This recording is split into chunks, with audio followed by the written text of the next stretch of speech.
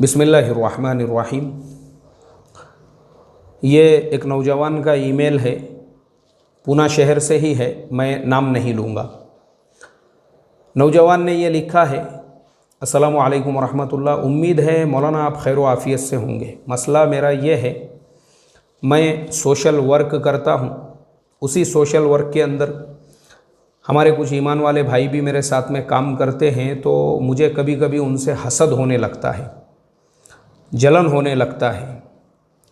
और यानी मैं अपने दिल के अंदर कोशिश करता हूँ कि इस चीज़ को रोकूं, लेकिन उसके बावजूद भी मेरे दिल के अंदर जो है, जो दूसरे वर्कर है उनका काम देखकर या किसी ने उनको अप्रिशिएट किया तो हसद पैदा होता है।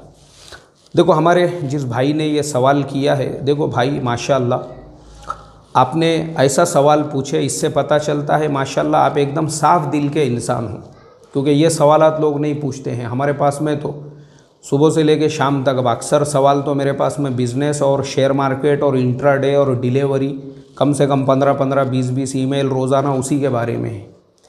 लेकिन आपने जो मेरे से क्वेश्चन पूछा है, ये जो क्वेश्चन है आपका, ये जो सवाल है, ये इस बात की निशानी है माशाअल्लाह आपका दिल जो है ना, दिल वो बहुत साफ़ है, एकदम क्लीन है।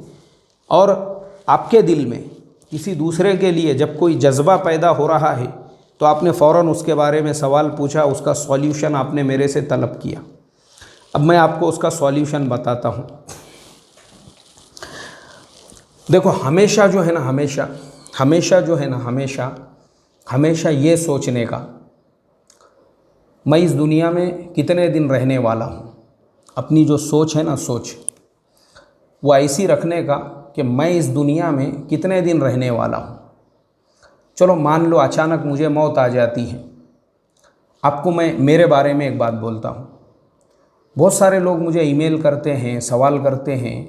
मैं कहीं दावत में गया, मिलते हैं और बोलते यार मौलाना तुम इतना बिंदास कैसा क्या बोलते, मतलब किसी भी टॉपिक पे बोलते, कुछ भी बोलते, ऐसा बहुत सारे लोग बोलते हैं मुझे। उसका रीज़न मालूम है आपको क्या है?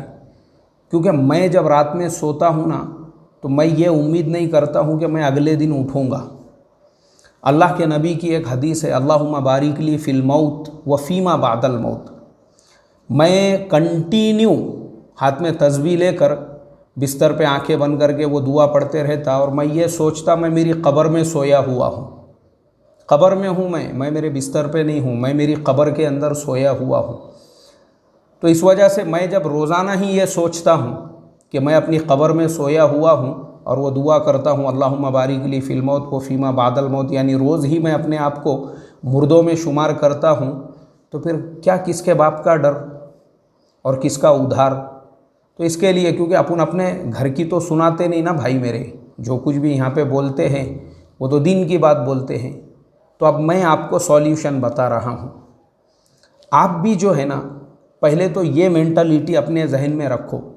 कितने लोग हैं अपने आजू बाजू, अपने साथ में उठने बैठने वाले, अपने से कम उम्र, आज दुनिया में नहीं है वो दुनिया में, चले गए वो दुनिया से।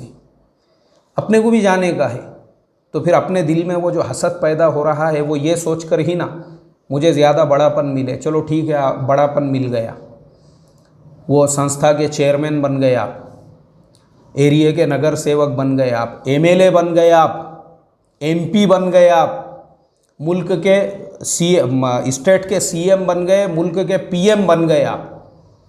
उसके बाद क्या है मुझे बताओ? मौत है या नहीं है? कुल्लु नफ्सिन ज़ाइक़तुल मौत।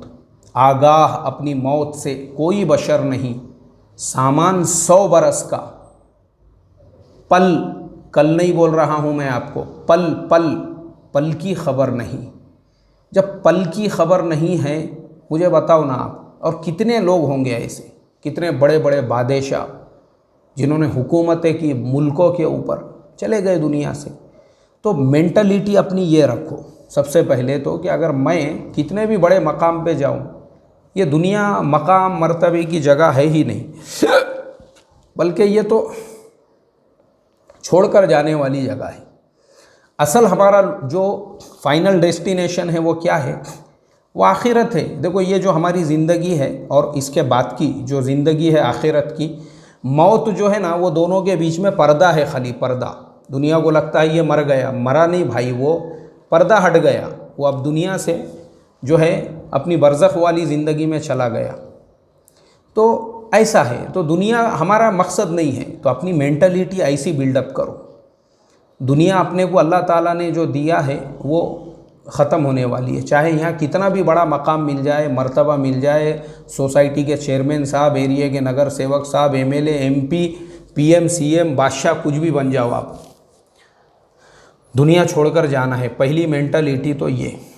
दूसरी मेंटलिटी, जो लोग आपके साथ में रहते हैं, जो भी जितने भी लोग आपके साथ में हैं और आपको जो रिस्पेक्ट मिल रहा है, तो आप जो है ना ये सोचो, इससे पहले यानी अल्लाह ने अभी मुझे जो इज़्ज़त दी है, इज़्ज़त यानी जो लोग मेरा रिस्पेक्ट कर रहे हैं, मेरी मुझे इज़्ज़त दे रहे हैं, इससे पहले मैं ऐसी कंडीशन हालत में था, लोग मुझे पहचानते भी नहीं थे।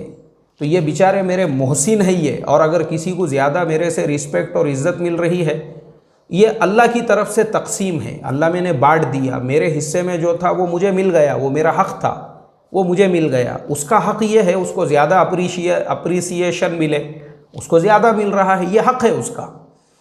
और हमने यानी दूसरे उसकी इज़्ज़त कर रहे हैं, उससे ज़्यादा आप आगे बढ़ो, आप इज़्ज़त करो, मिलने पे सलाम करो, अपने आप को छोटा और दूसरों को बड़ा समझकर। तो उससे क्या होगा, कभी भी क़यामत तक आपके दिल में हसद का, आपके दिल में जलन का जज्बा नहीं पैदा होगा, और वो पैदा भी होता है उसको कुचल डालो आप सामने वाले को अपने से ज़्यादा रिस्पेक्ट देकर। अब जैसा मिसाल के तौर पे मैं आपको बताता हूँ, हमारे मुफ्ती इमरान साहब अभी नहीं है वो, क्योंकि मैं ये सबक जो है मगरिब के पहले रिकॉर्ड कर रहा हूँ, सुबह में वो यहाँ बैठते हैं। लेकिन मैं क्या करता हूँ, हमारे यहाँ ऑफिस में जब भी कोई आते हैं कोई सवाल पूछने के लिए कुछ भी, तो मैं पूरे रिस्पेक्ट के साथ, पूरे अदब के साथ, भाई हमारे मुफ्ती इमरान साहब हैं, मुफ्ती साहब से आप बात कीजिए, मुफ्ती साहब आपको ये करेंगे, उनको मैं रिस्पेक्ट देता हूँ, उनको मैं बड़ापन देता हूँ। हालांकि मैं जिस वक्त में मदरसे में पढ़ाता था वो पढ़ते थे हमारे सामने, वो एक एतबार से देखा जाए तो मेरे शागिर्द होते हैं वो, हम उस्ताद थे मदरसे के, वो तालिबे इल्म थे वहाँ पर, हमारे सामने वो हाफिज़ कुरान बने, आलिम बने, मुफ्ती बने उसी मदरसे के अंदर। लेकिन उसके बावजूद हम अपना सीना, अपना दिल इतना बड़ा करके रखते हैं। नाम लेके नहीं बुलाता हूँ मैं कभी भी उनको, नाम लेकर, मेरे सामने के बच्चे हैं वो मदरसे के, लेकिन फिर भी मैं कभी भी नाम लेकर नहीं, मुफ्ती साहब, हमारे मुफ्ती साहब से मिलिए, आइए, अरे भाई मुफ्ती साहब से मुलाकात कीजिए। और मेरे कोई जान पहचान वाले कोई भी आने दो, मैं पूरे इज़्ज़त और रिस्पेक्ट के साथ में उनको मिलाता हूँ। मतलब मैंने आपको एक मिसाल दिया कि अपने से छोटे भी जो है अगर है तो हम दिल खोल के उनकी इज़्ज़त करें, उनको बड़ापन दें। तो ये सब चीज़ें अगर आप करोगे, जो लोगों के बारे में आपके दिल के अंदर, यानी जहाँ पे आप जो फाउंडेशन संस्था के साथ में जुड़े हुए हो, वहाँ पे उनके साथ में काम कर रहे हो, उनको ज़्यादा इज़्ज़त दो, आप खुद दो, सलाम करो मिलने के ऊपर, और अपने दिल में ये सोचो, अय अल्लाह अभी तूने मुझे जो दिया है, मेरी जगह तो ये भी नहीं थी, इससे तूने बहुत ज़्यादा मुझे दे दिया, ये तेरा करोड़ों दर्जे करम है, शुक्र है, फजल है, अल्हम्दुलिल्लाह, वरना मेरी लायकी तो थी नहीं। ये अपने दिल में सोचो आप। और जिसको जो मिला ये उसका हक़ है, ये अल्लाह मियाँ की तकसीम है। अगर मैं इस पर नाराज़ हूँ, मैं उस पर नाराज़ नहीं हूँ, मैं अल्लाह मियाँ पे नाराज़ हूँ कि मैं अल्लाह ताला को बोल रहा हूँ, आए अल्लाह तेरे को तकसीम करना नहीं आता बराबर, तूने मुझे कम दिया, उसको ज़्यादा दिया, ये अल्लाह पे नाराज़गी है। तो ऐसा सोचो, इंशाअल्लाह आप ये सारी बातों पे अमल करोगे, आपको मेंटली सुकून, आराम, इत्मीनान और दिली एतबार से भी जो है ना ऐसी नींद आएंगी आपको गहरी, आप याद करोगे कि वाकई में मौलाना ने फार्मूला बताए थे। अल्लाह अमल की तौफीक अता फरमाए। अस्सलामु अलैकुम व रहमतुल्लाहि व बरकातुहू।